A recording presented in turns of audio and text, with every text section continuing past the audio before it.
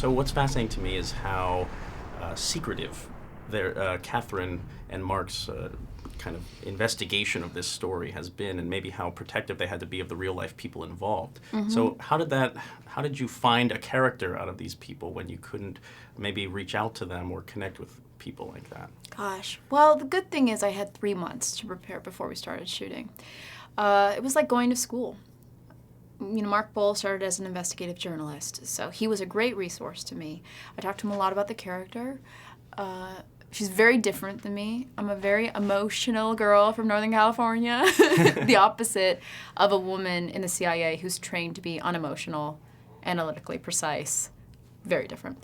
But also I read a lot of books. I read The Looming Towers. I familiarized myself with Osama bin Laden. I was reading Michael Schur's book on him, and then talking to people who had done those kind of things to really understand what Maya was going through. And you say that she's not maybe as emotional, or at least most people in the CIA when they're executing their orders aren't emotional. But maybe because I had just seen Les Miserables, but I got a little Javert vibe, like she becomes obsessed. She becomes absolutely obsessed.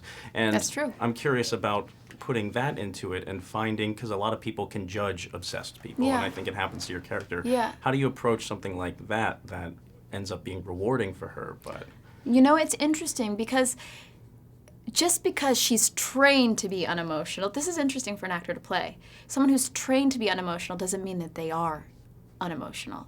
So there can be things in there that she's constantly trying to not show. Into like the scene with Kyle Chandler when she just goes crazy on him in the hallway and it gets very emotional. You're right. For me, this was a story, and this is true to the woman she was. She didn't have a personal life. Her whole focus was this mission. And so if we take a shot at the beginning of the film and a shot at the end of the film, it's like 2 different women. Right. And on that journey, she can't help but lose herself a bit. She's not the same girl she was showing up in that first scene in her best suit for the interrogation. That must be hard to find in each scene, because I assume you're shooting it out of order. Like, where on the spectrum are you at a given time? How do you figure that out? Well, I don't know, but I love doing all that kind of work. I love the specificity and the details of making the arc and the little subtle changes.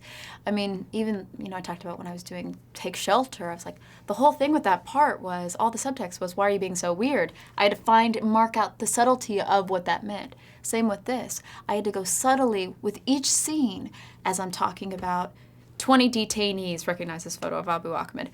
Where is Maya at that point where I say that, and how am I going on the scale? How am I starting to lose myself and become obsessed with this? Now, you may be too emotional to be in the CIA, but I assume that your job involves a certain amount of immersion and obsession. Yes. Do you find a part of you is like your character Maya in this movie, about being obsessed with the job? I definitely think the idea, and I don't know why, but ever since I was a little girl, I'm very good at focusing. Only if I'm interested. Like, I did bad in school. I was not a good student because I wasn't interested in it.